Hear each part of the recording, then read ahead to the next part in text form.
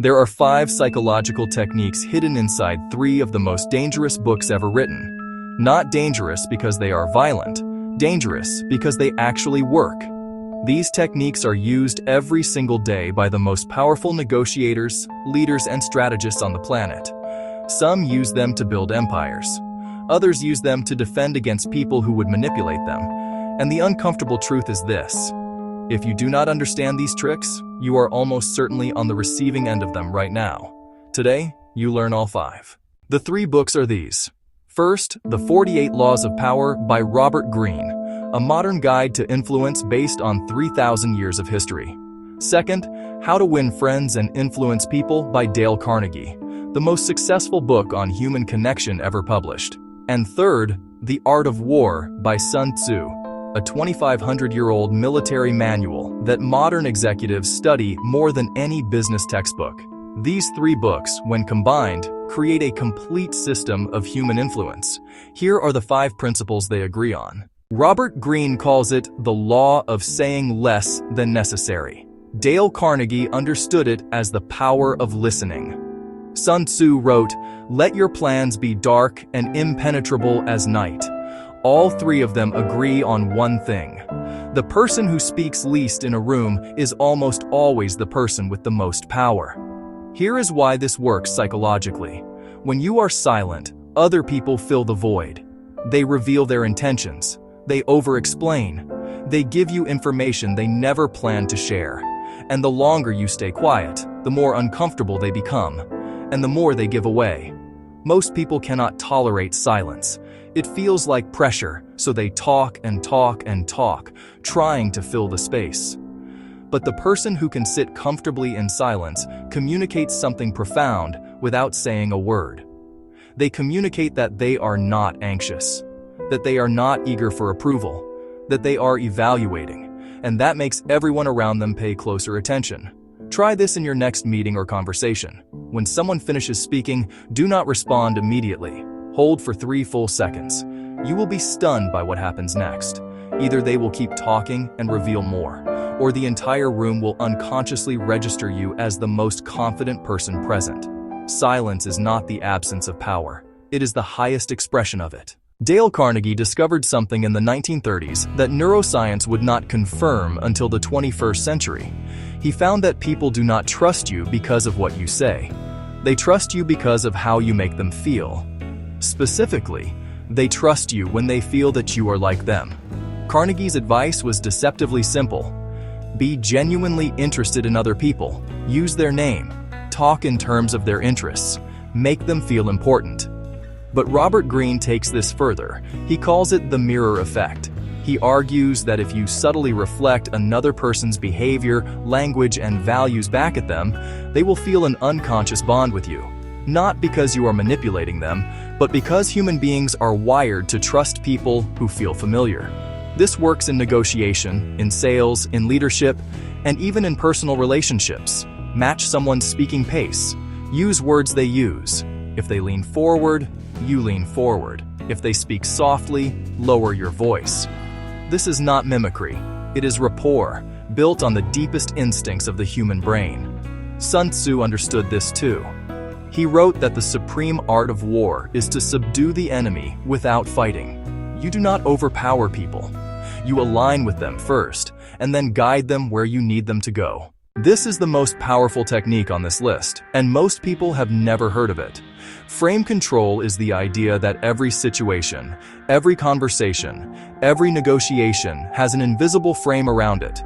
A set of assumptions about who has authority, what the topic really is, and what the rules are. Robert Greene teaches that the person who sets the frame controls the outcome.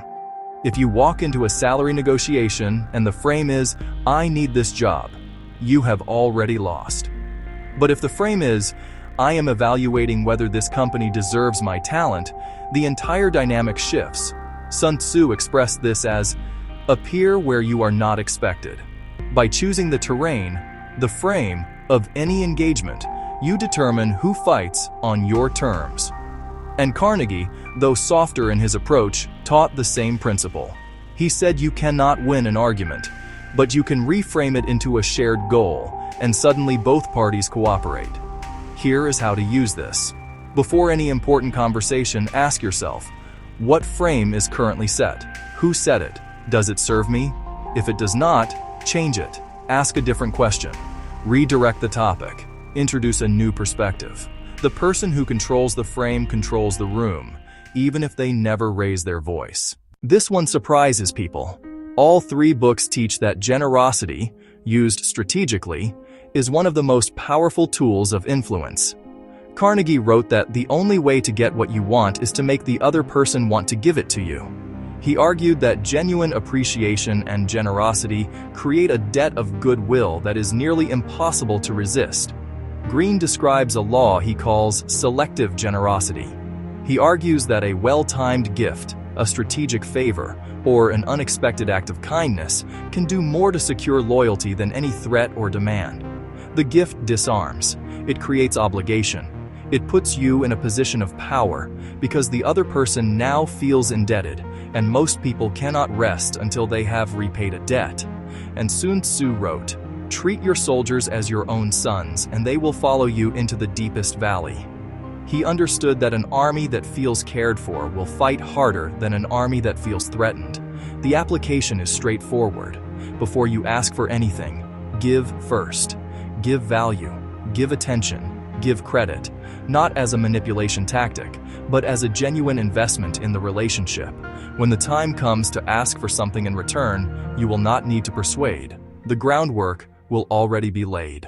The fifth and final trick is the one that makes the other four possible. It comes from a principle that all three authors understood. The person who is willing to walk away holds all the power. Greene calls it the law of making others come to you. He argues that when you withdraw, when you become scarce, when you demonstrate that you do not need the deal, the other person's desire increases. Sun Tzu said, "Pretend to be weak, that your enemy may grow arrogant." By appearing willing to leave, you force the other party to recalculate your value. And Carnegie said it most simply, "Any fool can criticize, condemn, and complain. It takes character to be understanding and forgiving. But the deepest character of all is the ability to walk away without resentment and let the situation come back to you on your terms." This applies to negotiations, relationships, business deals, and careers. If you cannot walk away, you cannot negotiate. If you cannot lose the deal owns you. The moment you make peace with the worst-case scenario, the moment you genuinely accept that you will be fine either way, you gain a composure that other people can feel. And that composure is power. 5 techniques, 3 books, 1 complete system. Master silence. Mirror their world. Control the frame. Give before you take. And always be willing to walk away. These principles were not created for one type of person or one era. They were discovered independently across centuries and civilizations because they are hardwired into the way human beings think, decide, and follow. Learn them, practice them, and watch how differently the world responds to you. If this opened your eyes, share it with one person who needs to hear it. And subscribe, because every week we decode the most powerful ideas from the world's greatest books. This is just the beginning.